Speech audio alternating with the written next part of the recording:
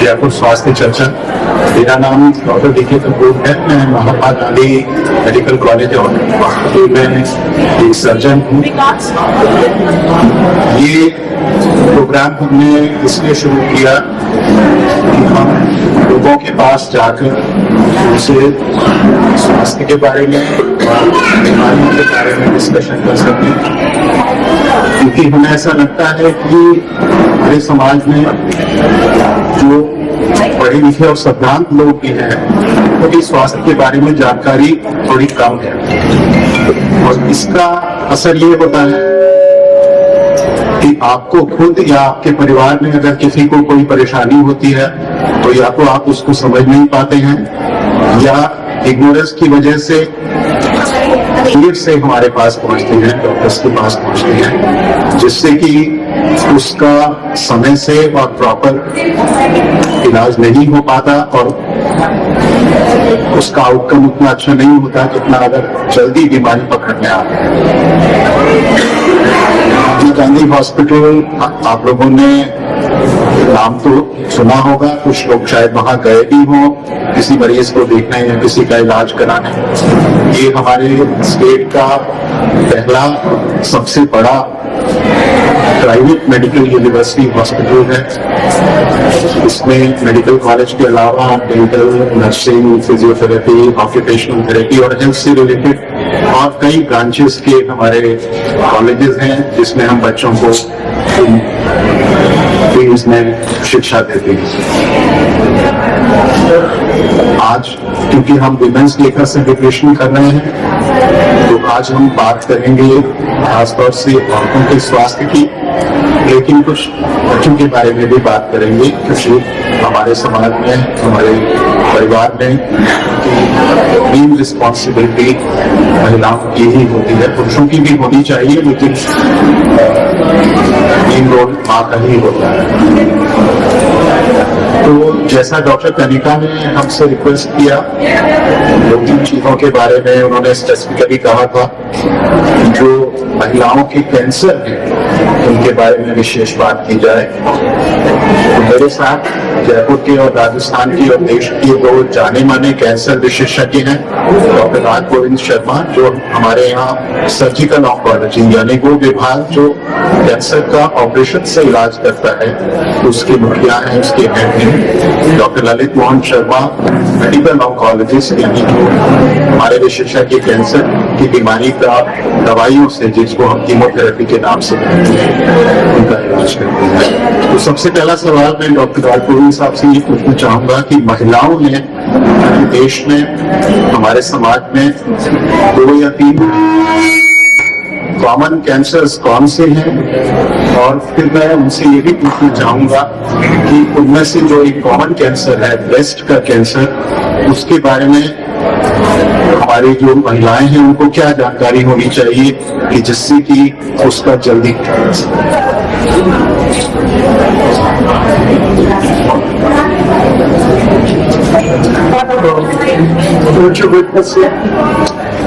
सबसे पहले तो बहुत बहुत धन्यवाद आपका कनिका ठाकुर टीम का जो हमारी टीम के साथ बनाया है।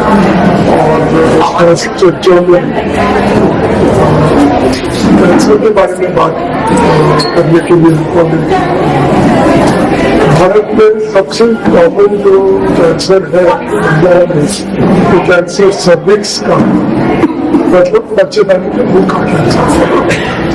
लेकिन थोड़े दिन में पता चला है कि जितने भी मेट्रोपॉलिटन सिटीज है, बड़े बड़े शहर हैं, उनमें क्योंकि हमारी लाइफस्टाइल चेंज हो रही है, इसलिए ब्रेस्ट कैंसर नंबर 1, स्तन का कैंसर जो है नंबर 1 कैंसर हो गया है और सर्विक्स का कैंसर दूसरे स्थान पर।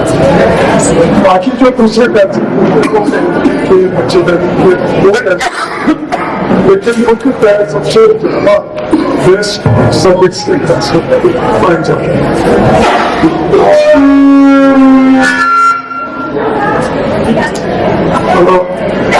इसमें देखने वाली बात यह है कि दोनों ब्रेस्ट और सर्विक्स के कैंसर जो है वो बहुत अर्ली स्टेज में पता कर सकते हैं और प्रिवेंट भी कर सकते हैं। और आपको जैसा डॉक्टर ने आपको बताया कि सर्विक्स कैंसर के लिए एक वैक्सीन भी आ गई है, तो वो भी उसके बारे में अपन चर्चा करेंगे। लेकिन जैसे कि डॉक्टर कपूर ने बोला है ब्रेस्ट कैंसर के बारे में, तो ब्रेस्ट कैंसर क्यों सबसे घातक हो गया है, वो हमारी लाइफस्टाइल की वजह से कैंसर सबसे ज्यादा कॉमन हो गया है। और पता किसको सबसे पहले चलता है, वो खुद को पता चलता है। तो कहीं ब्रेस्ट में कोई गार्ड हो या कोई शेप में डिफरेंस हो, उनसे कोई खून बैठा हो या कहीं पे चुटकी में अल्सर हो गया हो या कोई भी घटना लगती है, तो उसके लिए आपको चेकअप करवा दिया और बड़ी इजीली चेकअप हो जाता है, बड़ी इजीली उसका निदान से हो जाता है और इससे उसका थेरेपी हो जाती है। और अगर अर्ली स्टेज तो 100% क्योर भी तो ऐसा breast cancer. Breast self examination एक बहुत इजी तरीका है, उसके कैसे वो करना होता है, क्या उसके कुछ वीडियोज अवेलेबल हैं जो महिलाएं हैं देख सकती हैं। दूसरा ये भी बताएं कि किस एज से महिलाओं को breast self examination So, breast self examination work.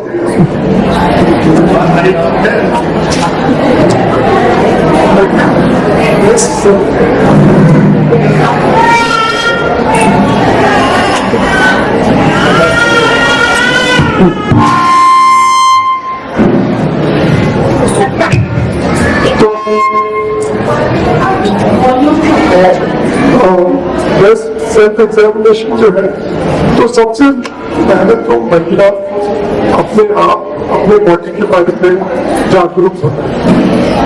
उनको किसी भी तरह से कोई डिफरेंस पता चले, कोई शेप में डिफरेंस है या कोई साइज में डिफरेंस है या कोई एक बड़ा है छोटा है या कोई डिजिएशन हो रहा है या बगल में कोई गांठ हो रही है, तो उसका सबसे पहले तो देखने से दूसरी चीज ऐसा होता है कि पेशेंट सब आते हैं बोलते हैं कि हमारे ब्रेस्ट पे गांठ, तो ये अक्सर ऐसा होता है कि पीरियड्स पहले वो गांठ मालूम पड़ती है, तो बेस्ट टाइम को एग्जामिन कर देता खत्म होने के आपके बाद उसको जांच कर उसके बाद कोई शिकायत को वो पता चलता है। तो एग्जामिनेशन करना है उसको पूरा का पूरा जो अपन फ्लैट ऑफ द हेड से मतलब अपने पास तरीके से जो देखेंगे तो कोई भी ब्रेस्ट में गांठ नहीं पड़ेगी, वो तरीका गलत है। उसको पैल्पेट करने का तरीका है कि बिल्कुल चलते हाथ से उसको पैल्पेट करके चारों क्वाड्रेंट्स में चारों तरफ उसको देखना है कि उसमें कहीं कोई गांठ चली है, बगल में कोई गांठ चली है।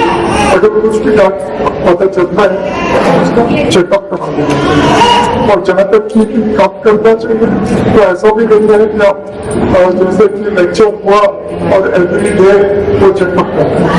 कभी कभी कर लिया, हफ्ते में कर लिया, वैसे कर लिया, 6 दिन में एक बार हो गया, 7 बार में एक बार चेकअप कर दिया। ऐसा नहीं रखना है कि रोज मेरे को चेकअप करना है और दिमाग में वही चलता है कि मेरे को गांठ पड़ी है, गांठ पड़ी है, गांठ पड़ी है, तो इसलिए वैसा नहीं करता है। बट यूजुअली 25-30-40 साल के आसपास लोगों को सबको एक बार तो सेल्फ एग्जामिनेशन करना करता है, लेकिन अपना चेकअप करा देना चाहिए। जैसे अपनी गाड़ी होती है, गाड़ी का रेगुलरली हम सर्विस कराते हैं, उसका ऑयल भी चेंज कराते हैं, फिल्टर चेंज कराते हैं, वैसे ही अपने को स्वास्थ्य के बारे में जागरूक रहना चाहिए और साल में एक बार कम से कम पूरा थोड़ा चेकअप करना और एक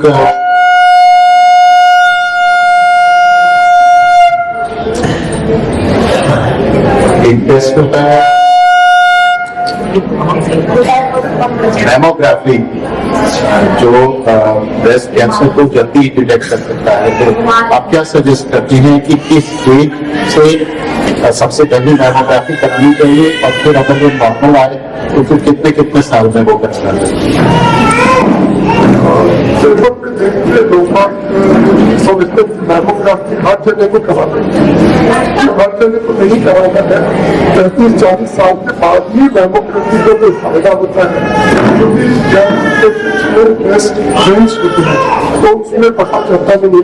अगर भी कोई पता है तो 35-40 साल के पहले सोनोग्राफी सफिशिएंट होती है बताने में, तो 35-40 साल के बाद ही मैमोग्राफी करनी चाहिए। मैमोग्राफी एक तरह का एक्शन होता है जिसमें ब्रेस्ट में कोई ट्रांसप्लांटेशन होता है, कोई डिविएशन होता है, कोई गांठ होती है, तो उसका पता चल सकता है और बहुत जल्दी पता चल सकता है। तो ऐसा नहीं कि मैमोग्राफी सारे बच्चों को भी मैमोग्राफी कराना है।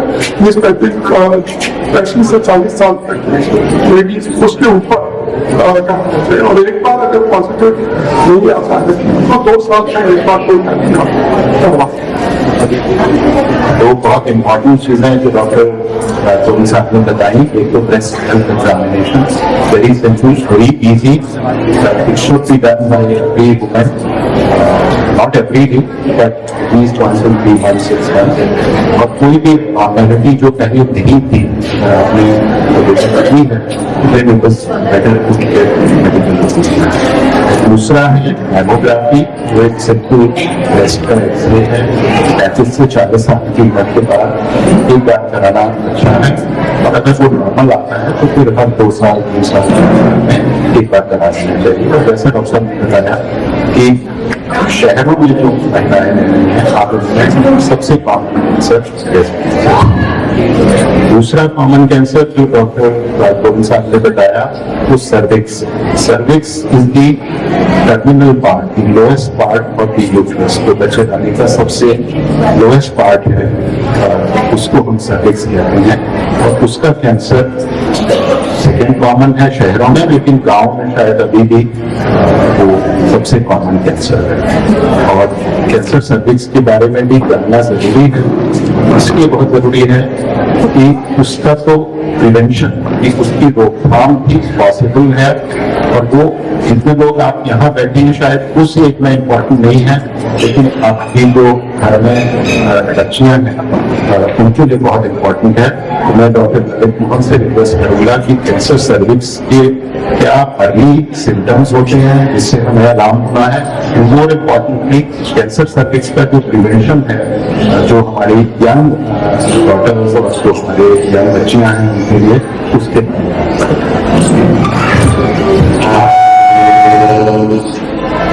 आप सभी को बहुत बहुत नमस्कार। जो सर्विक्स बच्चेदानी के मुंह का कैंसर है वो ग्रामीण परिवेश में नंबर 1 कैंसर है विमेन में, शहरों में नंबर 2 कैंसर माना जाता है। मुख्य कारण अर्ली बेलीफ होना, बच्चे ज्यादा होना, उससे सर्विक्स का यूट्रस का ट्रॉमा ज्यादा होता है, उससे माना जाता है।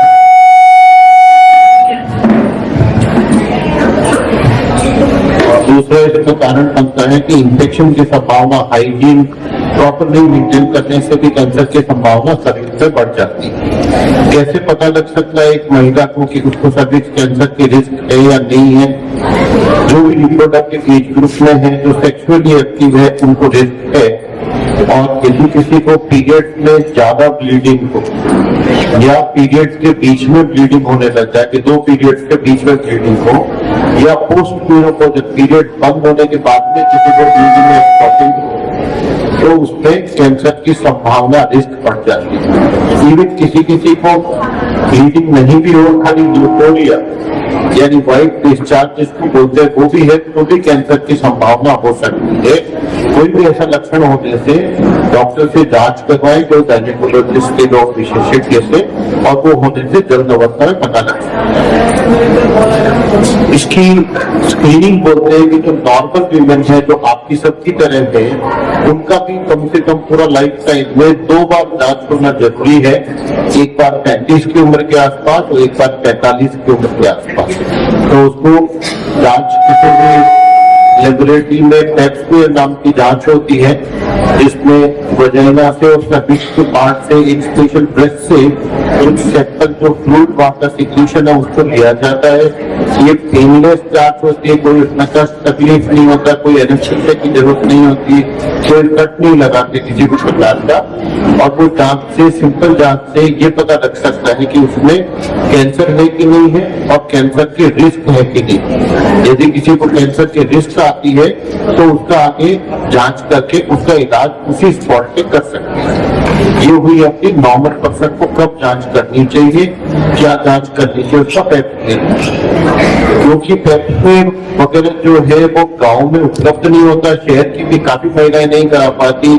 और इसका जो मुख्य कारण सर्विक्स कैंसर का है वो HPV नाम का वायरस है, ह्यूमन पैपिलोमा वायरस। तो जैसे कोविड का वायरस है, ऐसे इस वायरस के अगेंस्ट भी टीका उपलब्ध है, जिसको वैक्सीन। तो उसकी जनरली 2 डोज दी जाती है। 9 साल से 14 साल की उम्र के बच्चों को दी जानी चाहिए। लड़कियों को एकदम जरूरी है देना, लड़कों को भी रिकमेंडेशन है कि वो डोज दी जानी चाहिए। तो 6 महीने के गैप से 2 डोज दी जाती है। लेफ्ट साइड में आर्म में यहाँ पर दी जाती है। स्किन में छोटा इंजेक्शन होता है, मामूली सा दर्द हो सकता है। और अब अच्छी बात यह है कि जो भारत सरकार है उन्होंने इस वैक्सीन का ऐलान अभी नए बजट में कर दिया है। और प्रोबेबली वो जो हमारा यूनिवर्सल इम्यूनाइजेशन प्रोग्राम जिसमें बाकी वैक्सीन फ्री मिल रहे हैं, उसी में वो वैक्सीन भी इनकॉर्पोरेट होने की पूरी उम्मीद।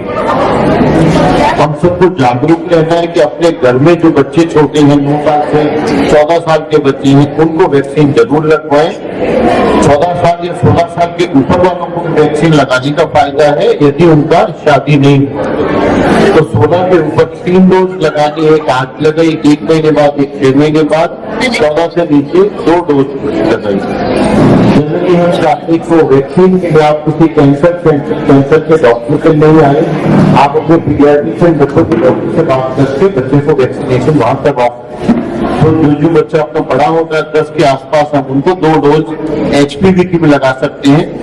एक वैक्सीन से 6 प्रकार के कैंसर से बचाव होता है। सर्वाइकल कैंसर एक है, उसके अलावा जो हमारे जेनाइटल पार्ट है उसके 4 टाइप के कैंसर होते हैं। मेल में पेनाइल कैंसर, पेनिस का कैंसर होता है, लैट्रिन का, एनल कैनाल का कैंसर होता है, वजाइना का, वल्वा का कैंसर होता है। और यहाँ पर गले में भी ओरोफेरिंजियल कैंसर है जो HPV वायरस से होता है। तो एक वैक्सीन 6 कैंसर से बचा।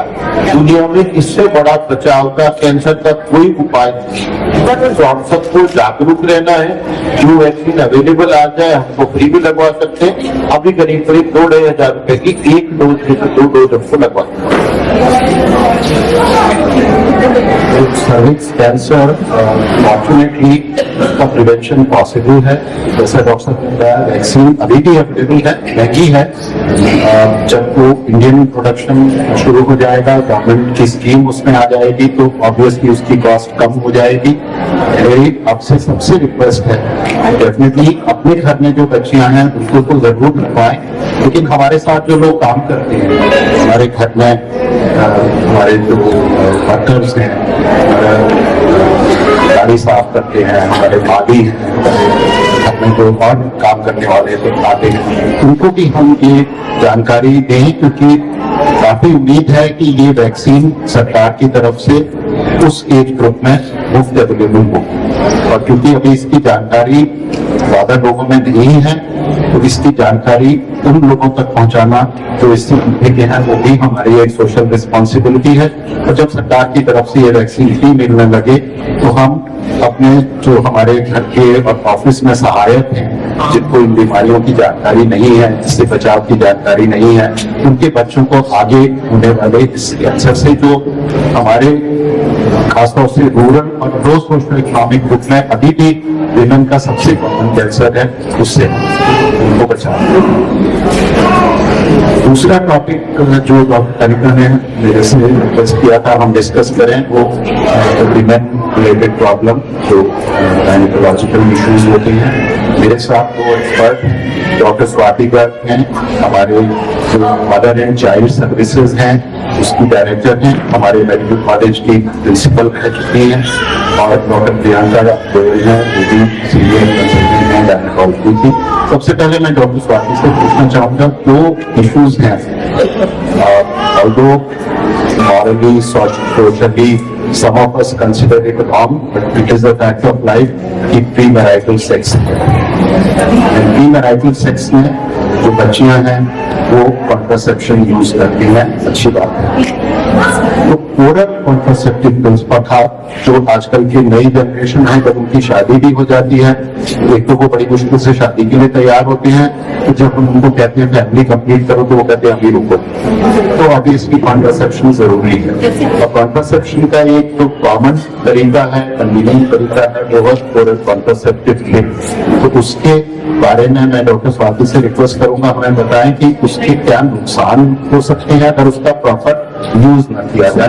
और दूसरी जो एक कॉमन आजकल देखा गया है बच्चों में, लड़कियों में, कि अगर वो पीरियड मिस हो जाता है तो वो किसी केमिस्ट, किसी फार्मासिस्ट की सलाह से जो ये पिल्स हैं उनको as a postpartal pill to avoid pregnancy लेती हैं।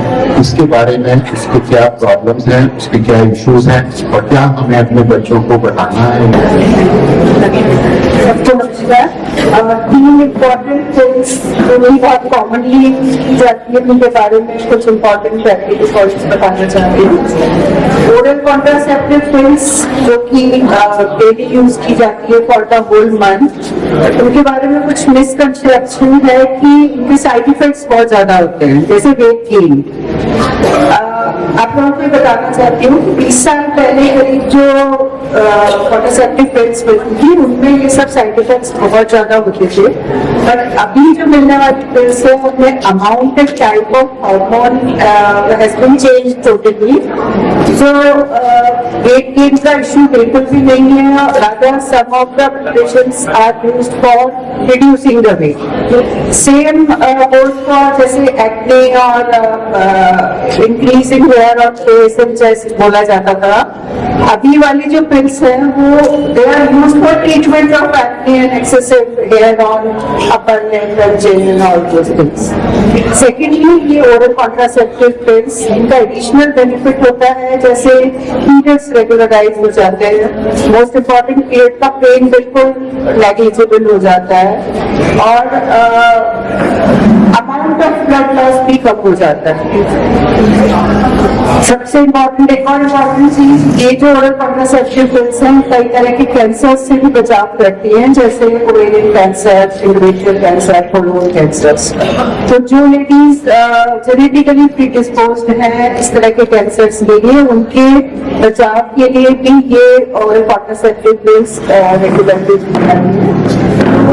ये अपन को कॉन्सेप्ट का हटाना है कि oral contraceptive pills have a lot of side effects. Second pill is the emergency pill like eye pill or unwanted cervical and all these pills.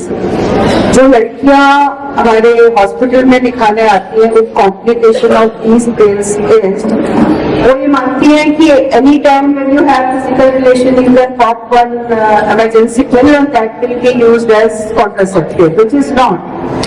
ये pills सिर्फ इमरजेंसी के लिए बनाई गई है, जबकि कॉन्ट्रासेप्टिव फेलियर हो जाता है जो कि साल में 1 या 2 बार हो सकता है। If you use it more frequently, they end up in a lot of complication because इनमें बहुत हाई डोज ऑफ हार्मोन्स होता है। फ्रीक्वेंट यूज मतलब अगर महीने में 1 या 2 बार भी यूज की जा रही है तो वो बहुत सारे साइड इफेक्ट्स कर सकती है और मेंस्ट्रुअल साइकिल्स परमानेंटली इरेगुलर हो सकती है। So these eye pills should not be used as a regular contraceptive. They are made for emergency situations only. Third, anti-pills, which is legally not available over the counter, but somehow जैसे ही during pregnancy test positive हुआ, they are made available to the lady. बिना किसी investigation या बिना किसी consultation and it has become a regular feature with ladies coming to OPDs with the complications because जैसे suppose pregnancy ectopic pregnancy है, pregnancy uterus में ना होके ट्यूब में या कहीं और है, उस सिचुएशन में भी यूरिन प्रेगनेंसी टेस्ट पॉजिटिव आएगा और जब अगर आपने एमटिपिल ले ली तो that will end up in tubal rupture and shock and emergency situation. अगर ये पे एक एनेमिक लेडी ले लेती है जो कि most of the ladies are anaemic तो उनसे बहुत ज्यादा एक्सेसिव ब्लीडिंग होती है and again they will end up in shock and complication and blood transfusion use कर रही है और अगर उनको कोई इलेक्टिव सर्जरी की जरूरत है तो ऐसे केसेस में हम ये एडवाइस करते हैं कि कम से कम 4 हफ्ते मे बी लिटिल लॉन्गर आप ओरल कॉन्ट्रासेप्टिव पिल का इस्तेमाल बंद कर दें, कोई alternative method of contraception use करें क्योंकि ऐसे लोगों में जो ओरल कॉन्ट्रासेप्टिव पिल्स या किसी भी और तरह से हार्मोन रिप्लेसमेंट ले रहे हैं उनकी अगर सर्जरी होती है, बड़ी सर्जरी होती है तो उनके केसेस में जो ब्लड वेसल्स में क्लॉट बनने की टेंडेंसी है जिसको हम थ्रोम्बोसिस बोलते हैं वो नॉर्मल से ज्यादा होती है। उसको अवॉइड करने के लिए, उसको कम करने के लिए हम ये एडवाइस करते हैं कि कम से कम 4 हफ्ते 6 हफ्ते आप उसको बंद करें। दूसरी जो प्रॉब्लम तो आजकल हमारे जो बच्चियां हैं उनमें काफी कॉमन है वो है पीसीओडी। हमने सबने ये सुना है पीसीओएस की उसको बोलते हैं पॉलीसिस्टिक ओवेरियन डिजीज या पॉलीसिस्टिक ओवेरियन सिंड्रोम। ये बहुत कॉमन प्रॉब्लम हो गया है। क्यों कॉमन हो गया है, इसके क्या इम्प्लीकेशंस हैं और उसका क्या ट्रीटमेंट है, ये मैं प्रियंका से रिक्वेस्ट करूंगा कि आपके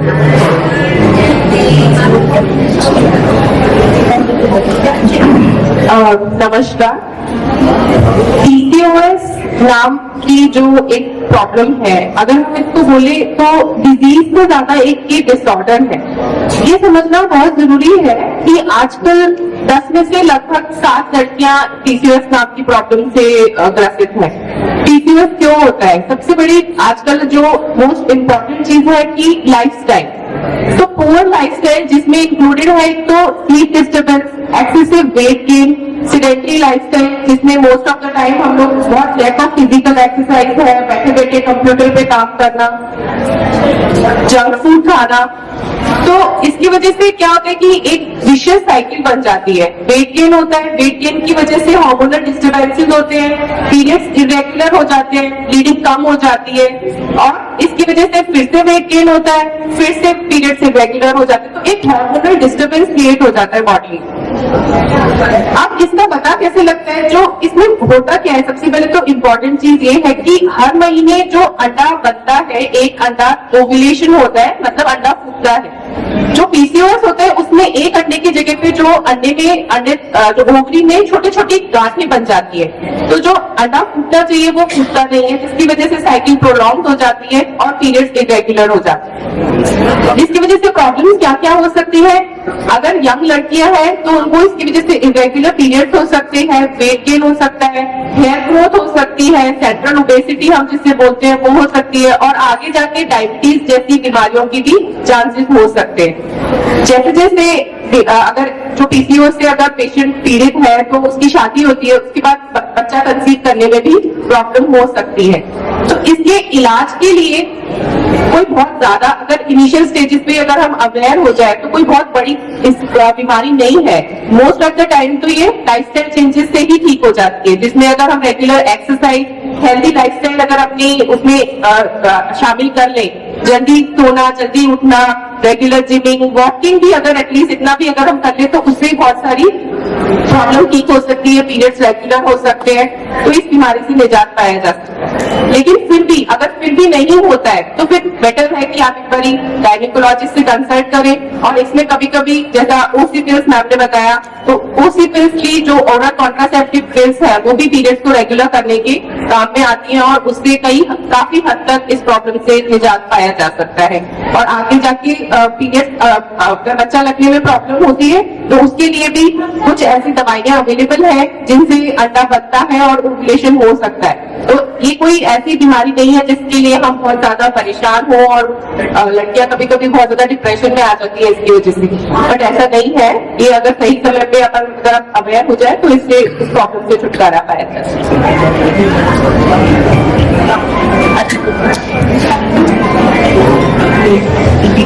वैसे तो आजकल बच्चे हम लोगों की बात सुनते नहीं है, बट एज पेरेंट्स हमारी तो ड्यूटी और रिस्पॉन्सिबिलिटी है कि ये सब चीजें हम उनको बताएं। और लाइफस्टाइल करेक्ट करने से न सिर्फ पीसीओडी या पीसीओएस होगा, और भी बहुत सी बीमारियां हैं जिनके रिस्क को कम किया जा सकता है। एक लास्ट इशू डिस्कस करना चाहेंगे, आई एम श्योर जितने लोग यहाँ बैठे हैं उनको भी ये प्रॉब्लम होगी कि किसी दिन बहुत ज्यादा काम हुआ या ज्यादा सीढ़ियां ऊपर पीछे चढ़नी पड़ी तो सांस फूल गई। And this is a very common problem, और कॉमन इन विमेन में भी होता है लेकिन विमेन में ज्यादा होता है। The commonest cause of this is what is known as anaemia, यानी खून की कमी, हीमोग्लोबिन लेवल का कम। हमारे साथ हैं डॉक्टर प्रिया मारवा जो बेसिकली पीडियाट्रिशियन हैं, लेकिन बच्चों की जो खून की और जो हमारे खून की बीमारियां हैं उनकी स्पेशलिस्ट हैं। I have to inform you that she is an expert on technique called bone marrow transplant, जिसमें खून की जो थोड़ी सीवियर या खतरनाक बीमारियां इंक्लूडिंग उनका कैंसर जो होता है उसमें अपना ही बोन मैरो या किसी दूसरे रिलेटेड व्यक्ति का बोन मैरो लेके बॉडी में डाला जाता है जिनसे बीमारियों को कंट्रोल कर जाए। ये बहुत स्पेशलाइज्ड प्रोसीजर है, बहुत सक्सेसफुल प्रोसीजर है, उसकी एक्सपर्ट हैं। लेकिन आज वो हमें बताएंगी कि एनीमिया कैसे आप पता कर सकते हैं कि आपको एनीमिया हो सकता है और आपको खुद टेस्ट करने की जरूरत है, और उसका ट्रीटमेंट क्या है, एंड मोर इम्पोर्टेंट कैसे उसको प्रिवेंट कर सकते हैं। नमस्ते। सबसे पहले तो मैं ये जानना चाहूंगी कि आप में से ऐसा कौन है जिसकी दिनचर्या अष्टभुजाधारी स्त्री के रूप में शुरू होती है। आई एम श्योर हम सभी की होती है, और दोपहर और शाम होते होते तक हम लोग सब इतने थक जाते हैं कि मन करता है कि काश दूसरा दिन ही ना आए। इसका एक मुख्य कारण है हम लोगों में खून की कमी।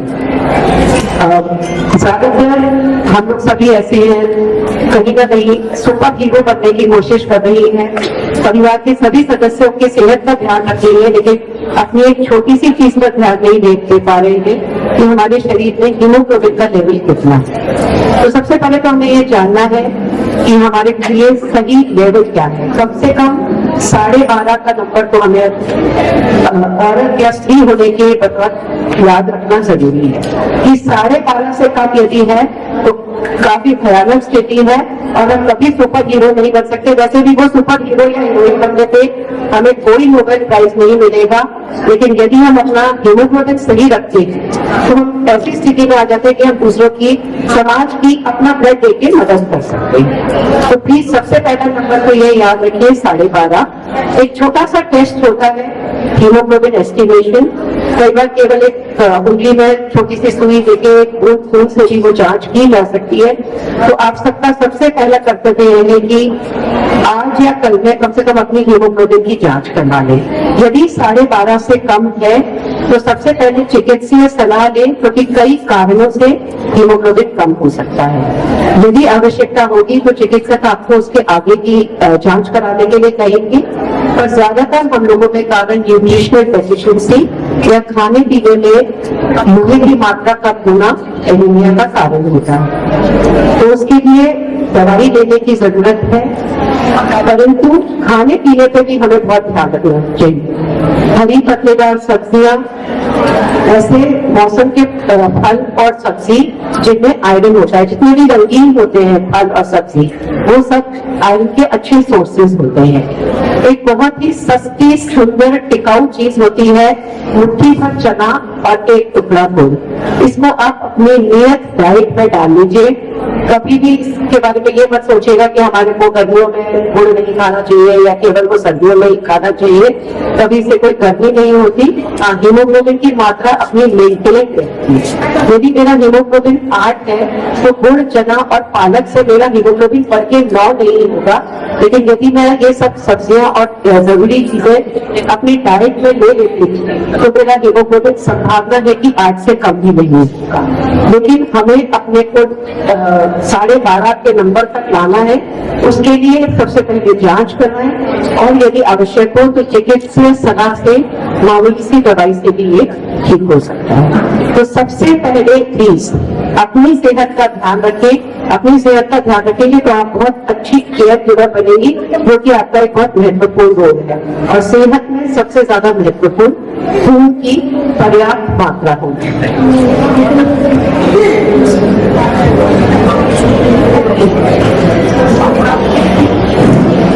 डॉक्टर ललित जी बता रहे हैं कि जो महात्मा गांधी हॉस्पिटल की तरफ से यहाँ हेल्थ चेकअप लगा हुआ है क्या, उसमें हीमोग्लोबिन टेस्ट करने की फैसिलिटी दी गई है। तो अगर आप अपने फिंगर में एक पिट लगवा के करवाना चाहें तो डॉक्टर श्वेता भी मेरे साथ हैं। डॉक्टर श्वेता हेमेटोलॉजिस्ट हैं, खून की बीमारियों की स्पेशलिस्ट हैं, जो हमारे साथ अक्सर आती हैं एज एन एक्सपर्ट के रूप में भी।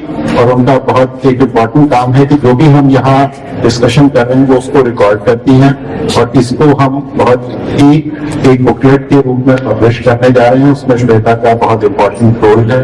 और इस बुकलेट में आज तो हमने काफी विमेन और बच्चों की हेल्थ की बात की, विमेन की हेल्थ की रोल की बात की, लेकिन जैसा आप देख रहे हैं ये हमारा 37वां सेशन है। पहले के सेशंस में हम तरह तरह की और बीमारियों के बारे में भी बात कर चुके हैं, तो सबको सब बीमारियों के बारे में थोड़ी बहुत जानकारी हो, इसलिए हमारा प्रयास है कि जितने भी हमारे जयपुर स्वास्थ्य चर्चा के सेशन अभी तक हुए हैं उनको हम एज ए बुकलेट अगले कुछ महीनों में पब्लिश करके जो फ्यूचर में हमारे गेस्ट्स अटेंड करेंगे हमारे सेशंस तो उनको हम देंगे। साथ ही जहां हम पहले सेशंस कर चुके हैं वहां भी हम कुछ टॉपिक देंगे ताकि आप जो लोग आए थे को दे सकें। तो श्वेता का उस बारे में इम्पोर्टेंट रोल है। कुछ समय के लिए मैं ओपन हाउस इन्विटेशन देना चाहूंगा। अगर आपके मन में कोई सवाल है, जो टॉपिक हमने डिस्कस किए हैं उनके बारे में या किसी और बारे में भी, क्योंकि हमारे पास इतने सारे एक्सपर्ट हैं, अगर आप में से कोई अदर देन पर्सनल इशू कोई जनरल अगर आप सवाल पूछना चाहें।